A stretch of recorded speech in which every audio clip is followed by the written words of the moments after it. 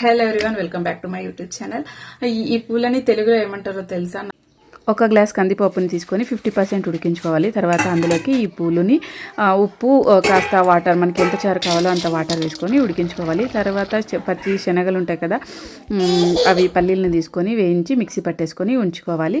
ఇందులోకి ఇప్పుడు చారుకు కావాల్సిన పదార్థాలు వెల్లుల్లి, పచ్చి కొబ్బరి, జీలకర్ర, చింతపండు, పచ్చిమిరపకాయలు, వీటన్నిటిని కావాలి. పచ్చిమిరపకాయలు వేయించి పెట్టుకోండి. ఇదంతా వేసి వాటర్ వేసుకుంటూ మిక్సీ పట్టుకోవాలి. మిక్సీ అంతా బాగా గ్రైండ్ చేసుకోవాలి, సాఫ్ట్గా, చాలా సాఫ్ట్గా అయిన తర్వాత ఈ వంచేసి ఉంటాము మనము, చారును ఆకు సపరేట్ చేసుకుంటాము. ఆ వంచిన చారులోకి దీన్ని మిక్సీ పట్టినంతా వేసుకోవాలి.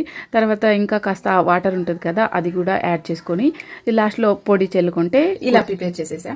చూడండి, మీరు కూడా చేసి ఎక్కడైనా మీకు కనుక చిక్కితే హెల్త్కి చాలా మంచిది అంట. సో మీరు కూడా తప్పకుండా నా వీడియో చూసేసి మీరు కూడా ట్రై చేసి ఎలా ఉందో కామెంట్ చేయండి. Thank you.